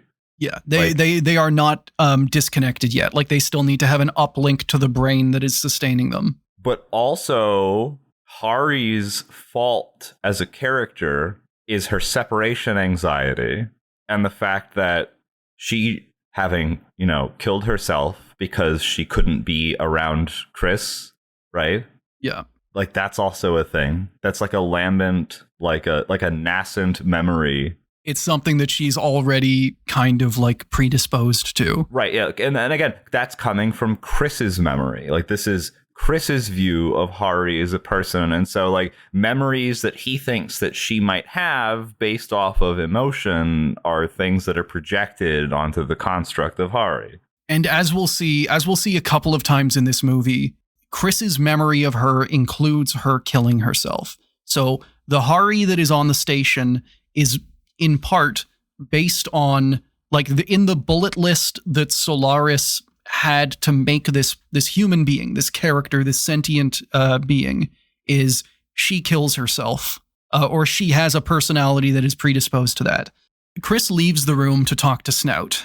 And Snout says that they have been doing their research, him and Sartorius, and they have a couple of options that this is all going to boil down to. We find out that all of Snout's research we find out that all of Sartorius's research has been building up towards something called the Annihilator, something that's going to be able to actually destroy the guests permanently forever. Because At present, if any of the guests die, they come back in 2 to 3 hours. Solaris just makes them again. This, it's never explained what this is, but this is going to wipe them clean and they won't get another guest. I interpreted that as they're gonna mega laser blast the planet and they're just going to wipe out this entire consciousness soup. Although that is something they want to do, although whenever it happens, it doesn't kill Solaris. So that makes me think that it's something that is micro. Maybe they want to do it to Solaris on the big scale. They want to blast Solaris with a laser, a giant X-ray laser, and maybe a micro scale is because it happens to one guest. And it doesn't seem to kill Solaris, but I'm getting a little ahead of myself there. Well, they don't. I thought they didn't blast the consciousness. I mean, third option here, and this is kind of maybe I saw something as well. It's if we consider the guests part of Solaris, if Solaris is the wider entity, and the guests are self-conscious individual things, but still part of Solaris, and it takes maybe 2 or 3 hours to regenerate. Maybe they hit it so much that Solaris, the wider entity, was hurt, and it's going to take a lot longer to recover. Oh, so maybe yeah. A year from now, hey, they're back. That's a total fan theory speculation thing. That is So Chris goes outside of the room to talk to Snout, and he's going to talk about the 2 options. So one of them is the Annihilator that Sartorius is working on, and this he thinks is a way to destroy the guests for good, to kill them so they won't regenerate. The other option that Snout is in favor of, because he doesn't want to bombard the planet, this is kind of the political divide among these scientists, is he wants to send a brain scan down to Solaris. He realized that Solaris is reading their dreams, which the humans don't have control over. But if they can send them their waking thoughts, if he can send them their rational, hi, I am a scientist, my name is Chris Kelvin. Send them a more, conscious version of a dick pic than their imagination. And send it not through a laser blast. Exactly, just actually send it to them. As he is out talking, whenever he opens the door back in again, Hari is not dead, but she looks dead. She's sprawled out on the bed unconscious. And Chris is terrified because he thinks that she has died again. Him being just outside of the room has not killed her, but it has incapacitated her. She is basically unconscious until he nurses her back to health. Again, I want to learn more about the science side. I want to know what these characters are experiencing, how they experience the fact that they are losing their Wi-Fi connection to the computer that sustains them. After that, they have a meeting in the library to kind of discuss this next move, whether to bombard the planet or send it a brain scan. And this is where we get another great argument between Sartorius and Hari. Sartorius insists that she is not human, that she is not even alive. And in the interim, there's been a little bit of time between the last scene and this one. She says that she is becoming more human. She is becoming more alive. She's not Hari, but she is a person. And she loves Chris and Chris loves her. And we find out that she can now survive without being near Chris. She has evolved further than either Solaris has given her an update or she has just evolved as an individual without the input. Yeah, she got that firmware update. Yeah. She downloaded Wi-Fi. And I thought I may have been misreading this, but I thought it was really neat because in the earlier scene, Chris is he intervenes on Hari's behalf. He says hey, I will kick your ass if you ever talk to my wife that way again. Sartorius talks to his wife that way again. For a good 2-3 minutes as they argue, Chris sits in his chair and does nothing. Don't forget we have Snout weirdly kind of kissing her hand. Well, no, that's Chris. Yeah. No, Snout does it. Snout is fucking plastered. Yeah, he kind of weirdly starts smelling her hand. But at the end of that argument, Hari is crying, Chris finally decides to go over to help, and she pushes his hand away. She also does start drinking here. And she hits the sauce, part of my language, pretty fucking hard. What if a neutrino lady started drinking? Oh, no, this isn't, I enjoyed a Cosmopolitan. This is, where is the vodka? Well, they are Russian. Well, yeah. Also, vodka is easy to synthesize. Chris goes to drink alone. Well, he goes to drink with Snout, and he leaves Hari to drink in the library. We don't see any of that scene. We just see Snout being incredibly drunk, Chris being slightly buzzed, and then he panics because he thinks Hari is dead again, and he runs back to the library, and they have they kind of make up. It becomes a 0G scene, which is kind of cool, and it's set to classical music, which was the style at the time. I just like the what's called the chandelier slowly floating away, and just the way it moves, it's so obviously a string. Still so good. I guess this is with the benefit of hindsight, Hari does not seem that into the apology. She kind of seems to just be going through the motions. It's part of the downfall, in all honesty. Yeah. Chris thinks he has like made up with his wife and everything's going to be great. And then you see down on the surface of the planet, the ocean is boiling. Next scene. Hari's fucking dead. Hard cut. She drank a lot of vodka, and now she has drank an entire flask of liquid nitrogen. It looks like she more did the ice bucket challenge, lethal edition. Like, yeah, she has drank this like hyper cooled fluid, and her face is frozen. Most of her hair is frozen. She is crunchy. Yeah, like Chris turns her over, and whether they did it with props or like Foley or whatever, like there are crunch sounds. Yeah, my girl's crunchy.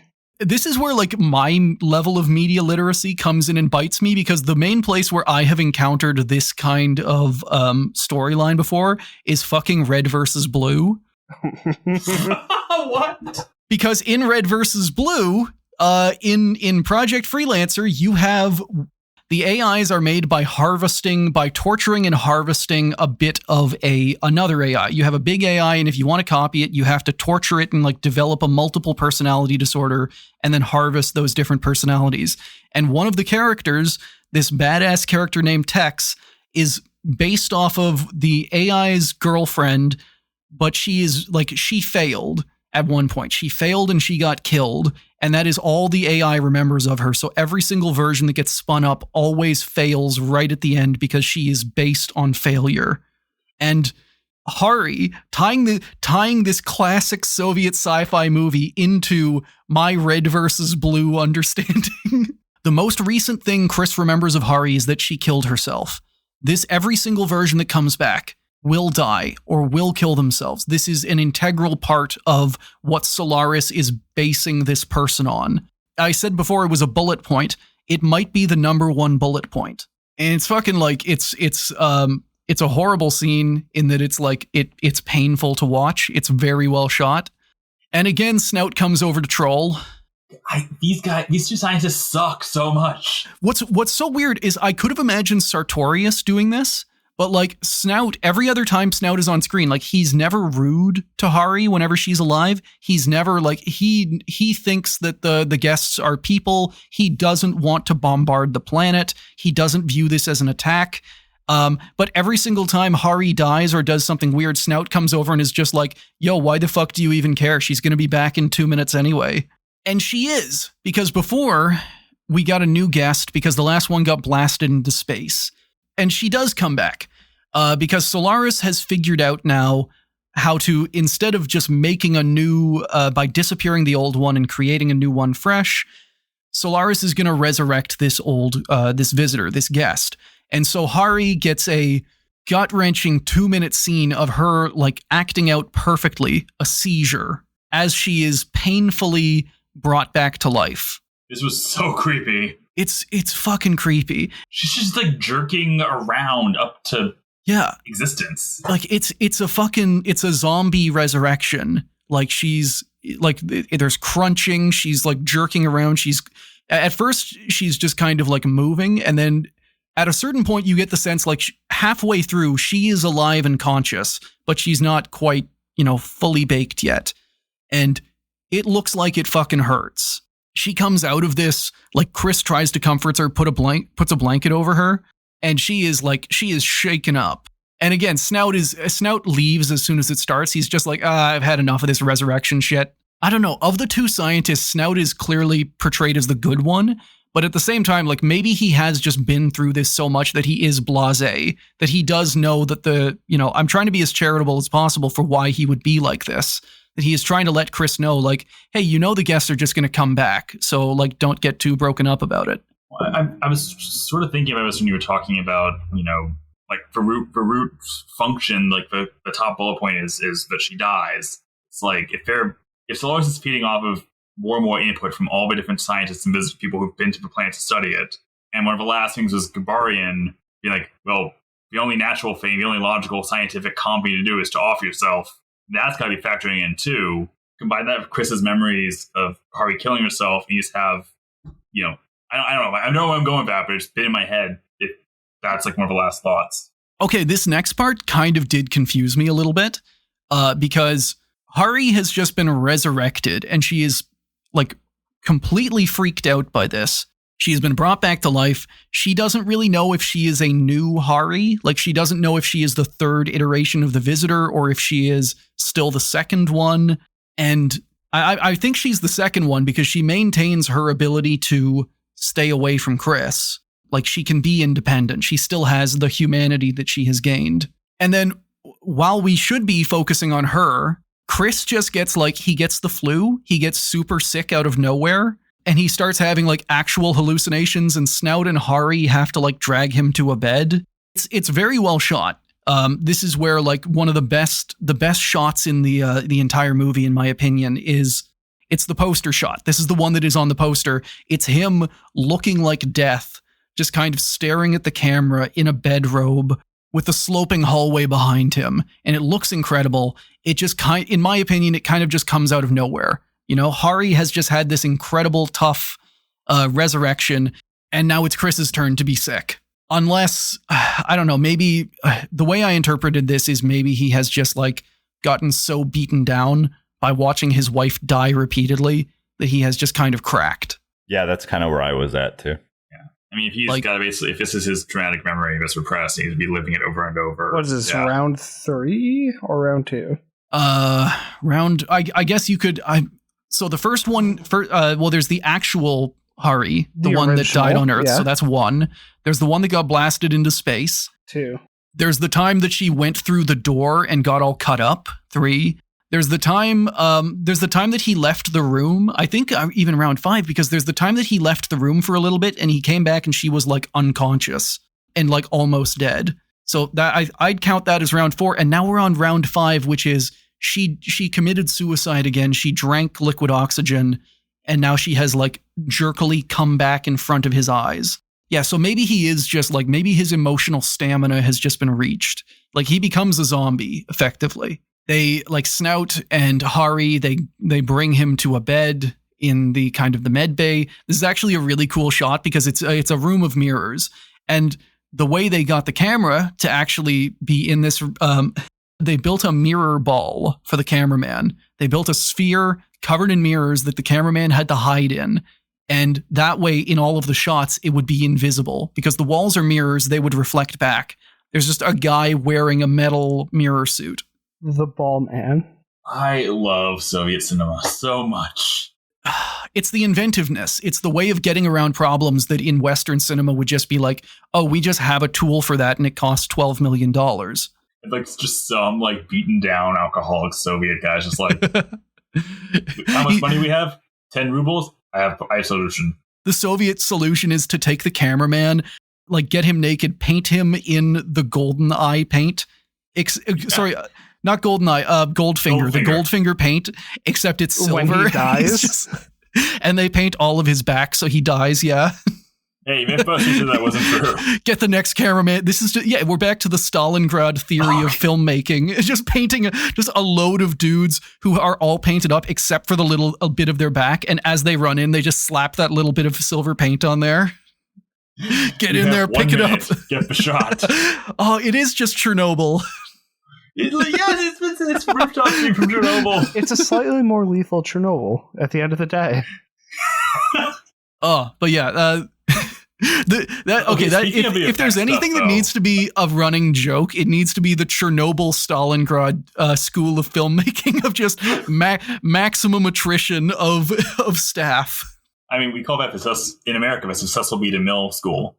Yeah, but like it's just I gotta talk about this. Just like, speaking of like the filmmaking, I mean, like the Hari resurrection from the liquid nitrogen scene. I mean, yeah, they have like a big budget for Soviet film, but like there's no CGI.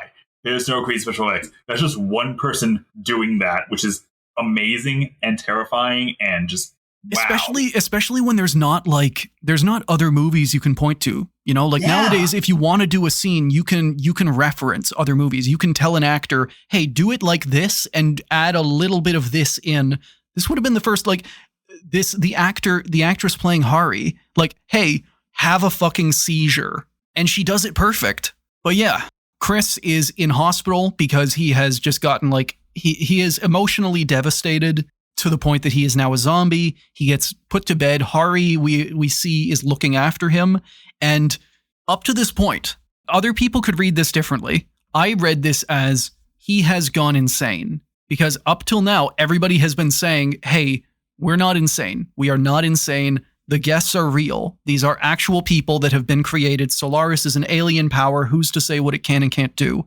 Chris gets sick, and he has actual hallucinations. He has hallucinations that don't happen in the real world. Or maybe they're dreams. I'm not sure. He sees his mother sitting with him, and he talks with her for a while, and he like reminisces about the same kind of stuff that was in the home videos. Him at home with his parents, growing up on this farm. They've got a big dog. I mean, you could always make the case for collective trauma. As we've said, he's seen, the same thing 7 times over. Of, hey, wife's dead again. Well, shit. And that's not going to do him any kind of well. There's a lot of, like, this character struggle that's alluded to from all of the characters that have interacted with Solaris. Because, like, yeah, like, it's interacting with them in a way that hurts them, right? Not physically, but mentally. And, like... It's getting the and neurons apparently going, without though. malice. Like, it is... Right. It's doing this. It's like both of them hurt each other, but they don't know any better, right? Like... Yeah. Like, this is their only way of making contact so far. Just, yeah, and again, like, it's just that kind of mental trauma, just again and again, day after day after day. Like, you can't... The human mind isn't built for that. Oh, not at all. But you have to remember, or at least consider, that this is probably going to be the thing that creates the largest response up until he goes crazy. Whenever he talked to Snout, like we never really establish whether Solaris, the entity, is hostile or not. Whenever they talk about sending this brain scan, this encephalogram, sue me, Chris initially doesn't like the idea because he's like, yeah, this thing's already invaded my soul, invaded my dreams. Now you want to send it my brain? He has personified. I think that is one of the very few times that people personify Solaris, the entity, and they ascribe it hostile intent. And what seems to be weird is, like, even the scientists who have been there the whole time, like Snout and Sartorius, they don't seem to blame Solaris as a person, as a being. Although Sartorius, like, you could argue that he's doing it out of anger, but he does want to murder Solaris with a laser. But whether that is pragmatic or whether that is emotional is not really shown. He's a weird kind of character where you're not certain why he's doing what he's doing. There's a level of passivity, I feel like, in everybody except until you get to this scene, right? Like, even, again, going to the Burton briefing scene in flashback, whatever it is, you get there, oh yeah, we know Solaris is a living planet, but, like, it couldn't have done that. It didn't do this. You're crazy. To this, it's like, well, is this malicious or not? We don't know. And also, we can't tell you what's going to go on. You have to learn it yourself, experience it yourself. Yeah, these things just happen. We can't really decide what to do about it. It's just happening around us. But at the same time, like, if you did try to actually ascribe meaning and reason to it, then you would be falling into the trap of, like, anthropomorphizing, of ascribing human intent to this alien, which is, like, the whole point is you can't. You know, like, maybe it's hostile, maybe it's passive, maybe it is a third alien thing, or it's weird. I do kind of wish that they had delved more into that. I do want to read the Stanislaw Lem book now, because I know that one goes more into the actual sci-fi. So maybe that would be a great chaser to this. But so as Chris, as he finally comes back to life, he stops being a zombie. He is still in bed in the hospital. Hari is not there. Snout comes in and gives him a note from Hari, and he says that Hari is no more. She's gone. And we had a bit of a disagreement before on this. The note, Chris, like, gets handed the note, and he doesn't have the heart to read it. He hands it to Snout and makes him read it aloud. And Hari says that, you know, she's sorry, and basically that, like, she thinks this is for the best. She is not insane. She is not, she believes that her destroying herself is for the best of both Chris and like all of Solaris. Snout says that Hari asked Sartorius to use the Annihilator on her and destroy her completely. And I know we had a bit of an argument before, a disagreement on like what the order of events there was, and I think that's it. Like I think Sartorius finished the Annihilator. It's something micro scale, not he didn't nuke Solaris because it is used explicitly just on her to destroy her. Like she has tried to commit suicide other ways before and it hasn't worked. And now Sartorius has a way that like will work, and she takes it. And whether that's because of like the intense emotional trauma that she has been through since being resurrected or created, or just because she was created with the built-in code of will kill self deep in her neutrinos. Yeah, and again, like to me, it was I wasn't translating all that correctly, because my interpretation was like, the Annihilator is like the big fuck off. We're going to completely destroy the entire consciousness of Solaris. But the alternative is you could placate it by giving it your encephalogram, so that instead of it having to invade your subconscious while you were asleep and it gaining information on you, you've just given a wholesale chunk packet of your brain stuff to it. Yeah. And so Hari is gone because Chris is no longer being visited because his encephalogram was given to Solaris. And as they're like Chris and Snout are having a discussion, and they're kind of having the final, like they're talking about human nature. They are talking about their role here. And we finally get to see Sartorius. Sartorius, after doing this, after whether shooting it at Solaris and destroying Hari or just destroying Hari outright, he finally seems to show emotion. He finally feels guilt. He is hanging around the hallway outside of Chris's hospital room, kind of listening in, and he's moping around, and he finds that child. He finds the ball, the little kid's ball, that like maybe that got conjured up. Maybe that was the memory of someone's child that became part of a visitor. And he picks it up and he kind of walks away and he starts kind of dribbling the ball a little bit, which I liked. I liked that, like the final thing, this whole movie, he has been like telling Hari, like, you are not human. You have no free will. You're not even alive. And Hari went to him and said, like, hey, I need you to use this thing. And that seems to have actually like elicited something out of him. Then again, neither he nor Snout said, no, I'm not going to. They both were just like, awesome, pull the trigger. So I guess it doesn't exactly bring him up to like good guy level. No. Also because he has, again, been vivisecting every single visitor that he gets. That presumably the person that we see escape the lab is someone that Sartorius remembers and feels guilty about. Yeah. And that Solaris has just been repeatedly conjuring up. I guess Solaris is an alien. Maybe it doesn't understand cruelty, but it is being cruel because it is repeatedly conjuring up these new individuals just for Sartorius to like kill. In my head, when I first saw this scene, I was like, oh, he's just trying to hide from Chris. Like, oh, I got stuff in here too. Like, same way that like Snout was. But now when you mention like that, it's like, no, this is my own personal guilt, or these are people what I remember, and I have to deal with this myself. And oh God, I can't let my own guilt get out into the world. Like maybe there's a self-defense mechanism to it, because if the visitors are people, then he is a murderer. And if the visitors are actually the people whose memories they are based off, then he is murdering people he knew. But if the visitors are just figments of imagination, if they're nothing, if they're neutrinos, if they're less than rabbits, then that means that he's potentially still a good guy in his own head. Ugh. Not a lot of laughs per minute on this one, guys. No, it's a very serious movie. This is the heaviest movie you guys watched for this, right? Yeah. It was a very introspective film. Barbarella was not as introspective as this. Brain damaging. And then, so as they're having this talk, it like fades to white, and then we see Chris, and he is back in the exact same scenery at the start of the movie. He is by the side of the lake.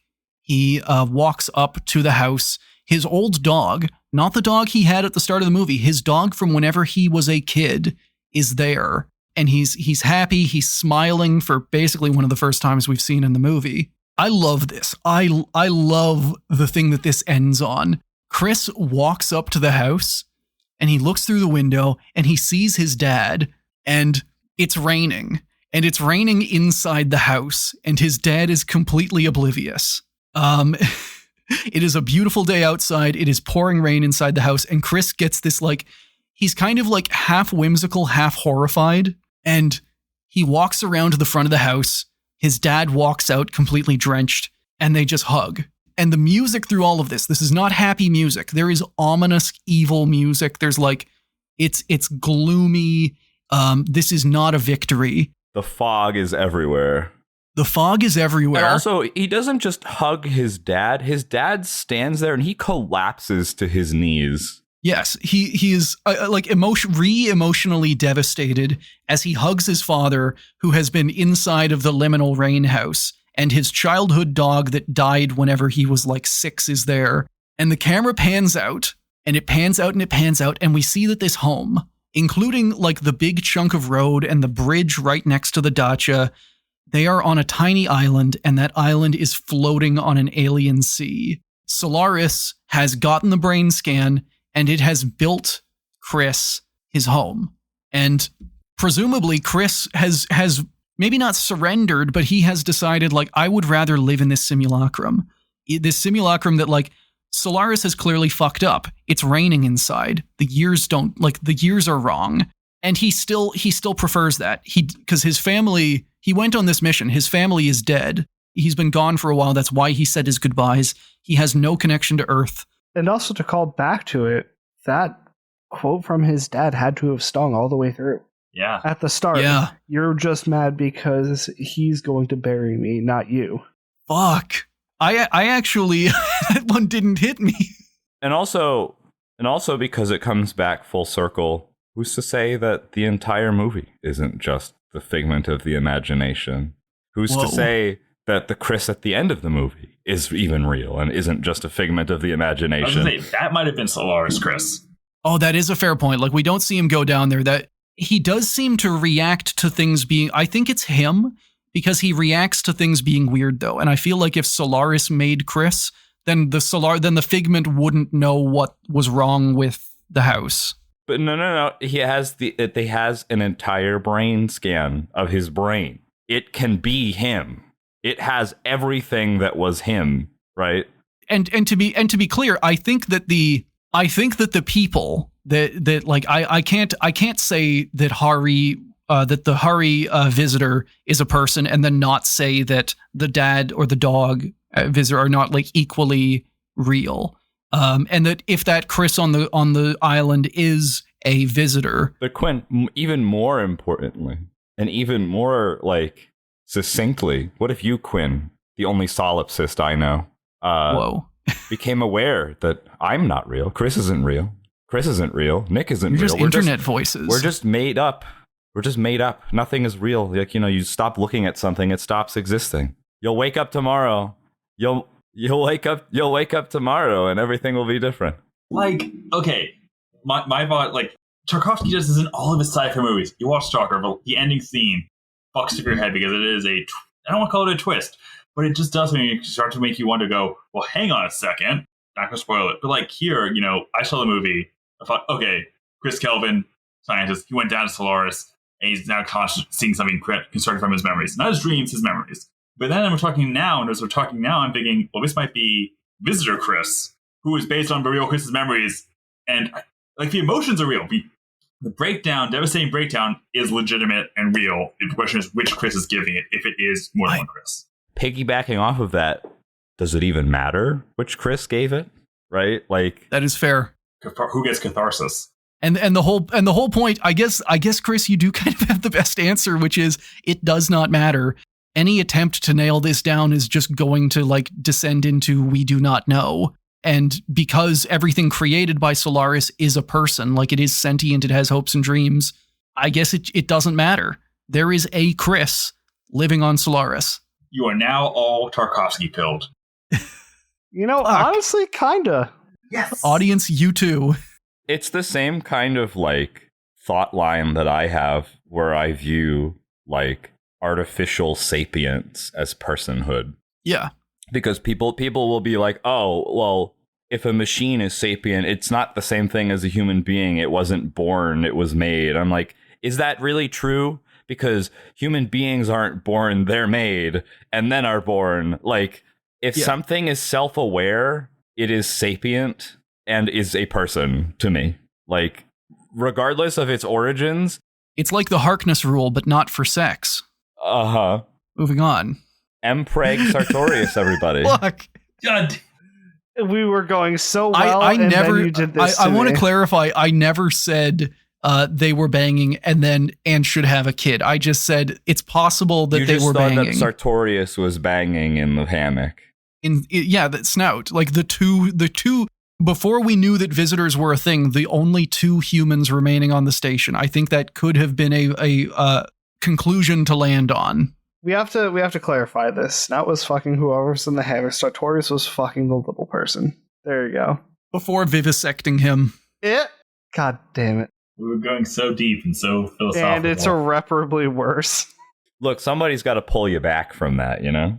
I mean, you guys have to now watch the dumbest sci-fi movie up to this one. Solaris 2002. The Idiot Returns. Solaris, 1968, the black and white Soviet TV film. You strip all of the philosophical quandary from it and give it a surface level element of my wife died and she's back and I love wife. We're going to pivot into being a Russian literary podcast. I do love the idea that like this pitch, I guess this also would have been Stanislaw Lem. What if a man's wife died and then she died again and again and again?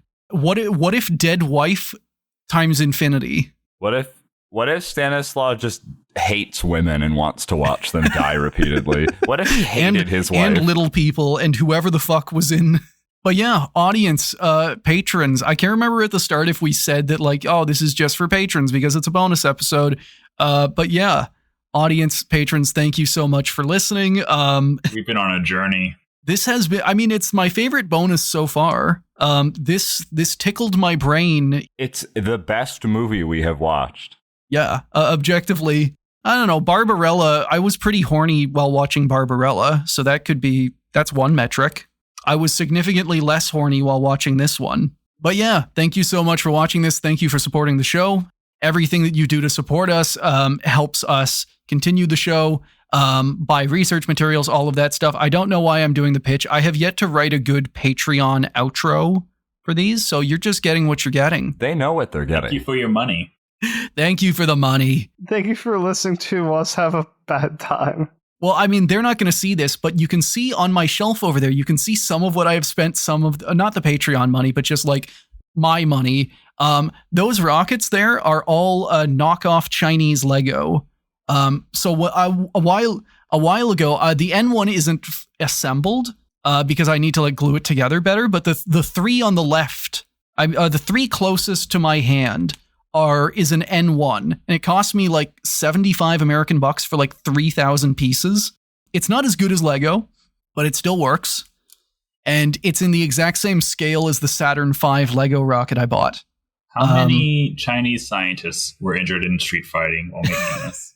I don't think we have the time to cover that count. Yeah, what I do need to load it up with hypergolic fuel. Which it comes with 2 little vials that I am told to never mix or shake or look at or talk to or abuse. They're just angry. No, that's it. What you need to do is just load up alternating vials of alternating hypergolic fuels onto a baseball bat and let it rip. Also, advertisement towards the patrons. Anyone who signs up at the upper tiers. So far, we've basically just had everyone gets the bonus episodes. We are going to be making monthly mini-sodes narrated by Chris, covering some of these smaller topics that we have yet to get to. So if you are signed up, or if you do sign up at either of the 2 elevated levels, that being Cyborg Cat and Space Dog, you will get access to our first mini-sode later this month on Moose. Basically how we came very close to getting drop pods in real life. And next month is going to be the legend and the conspiracy theories behind the space pen. I wish we could have done Moose for an actual episode. There's just not enough, unfortunately. Like, these are topics that I could not stretch into 8 pages. Would you like to fly back into the atmosphere in an Amazon package? So wait, basically, yes. The was actually accurate? Yes. But yeah, Nicholas, thank you so much for coming on the show, and especially on short notice.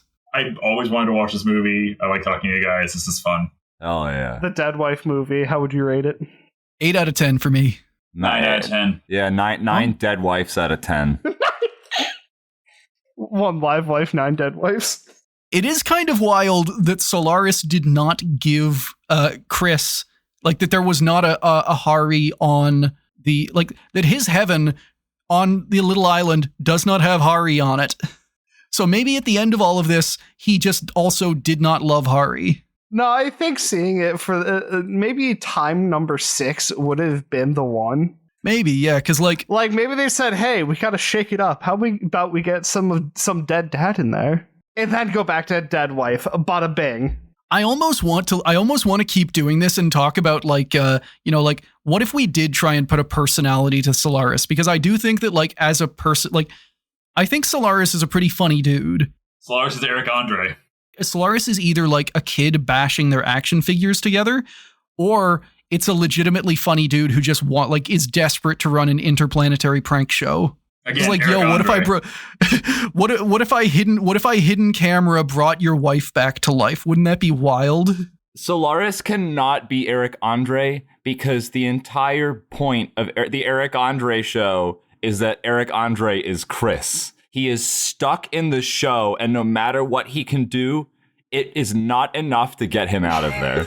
Oh, so you also subscribe to the theory that he's in hell in that show? Okay. Yes, he is stuck. He is stuck in like the otherworldly talk show universe, and no matter how bad the ratings get, because he tries to tank the show at every opportunity, it just doesn't happen.